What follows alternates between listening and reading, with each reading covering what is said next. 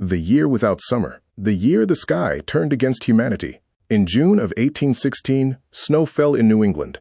Farmers woke expecting warmth. Instead, frost coated their fields.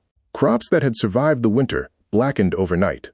Rivers iced over in places that should have been green. Livestock starved. Children shivered in what was supposed to be summer. Across Europe, the sun rose pale and weak, a dim red disk behind a strange atmospheric haze. It rained in July. It froze in August.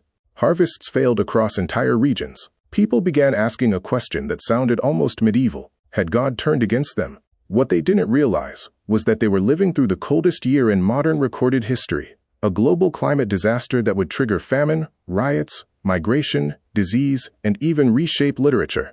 This was 1816, the year without a summer, and it began not in Europe or America, but on a distant island thousands of miles away. In April 1815, on the Indonesian island of Sumbawa, a mountain few Europeans had heard of exploded with unimaginable force. Mount Tambora did not simply erupt. It detonated. The explosion was the most powerful volcanic eruption in recorded human history. Entire villages were buried under ash. Pyroclastic flows incinerated everything in their path. The blast was heard over 1,000 miles away. The summit of the mountain collapsed, leaving a massive caldera. Tens of thousands died locally from the immediate destruction. But the true catastrophe was invisible. Tambora injected enormous quantities of sulfur dioxide high into the stratosphere. There, the gas formed sulfate aerosols, microscopic particles that spread around the globe. These particles reflected sunlight back into space. Global temperatures dropped. Humanity entered a volcanic winter. By early 1816, the effects became undeniable. Europe was already fragile. The Napoleonic Wars had just ended. Economies were exhausted. Food supplies were thin. Governments were unstable. Then summer failed.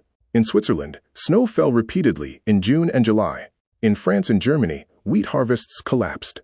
In Ireland, relentless rain destroyed crops before they could mature. Grain prices doubled, then tripled. Food riots broke out in England.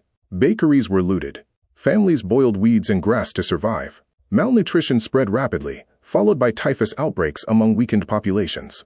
In some regions, famine conditions became severe. Hundreds of thousands across Europe are believed to have died from starvation and disease linked to crop failure. The temperature drop was only about 1 degree Celsius on average. But for an agricultural society, that was enough. Across the Atlantic, the United States experienced what newspapers grimly called 1800 and froze to death. In New England, frost occurred in every single month of the year. Corn failed repeatedly. Farmers replanted again and again, only to watch crops die under sudden cold snaps. Livestock starved as feed ran out. For many families, survival meant leaving. This strange year accelerated westward migration into Ohio, Indiana, and Illinois.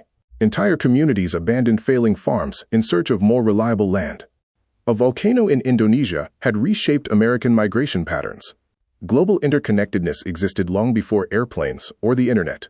Meanwhile, in Switzerland, the sky remained dark for weeks at a time. Persistent storms trapped a group of writers indoors at Lake Geneva. Among them was a young woman named Mary Shelley. The constant gloom, thunder, and unnatural summer cold inspired a challenge. Each guest would write a ghost story. From that strange, sunless summer emerged Frankenstein, a story about humanity challenging the forces of nature and facing consequences beyond its control. It is no coincidence that one of the foundational works of modern horror was born during a year when nature itself felt hostile. Climate shaped culture. In 1816, no one understood what was happening. There were no satellites, no atmospheric science, no global climate models. Some blamed sunspots. Others claimed divine punishment. Many believed a new ice age had begun.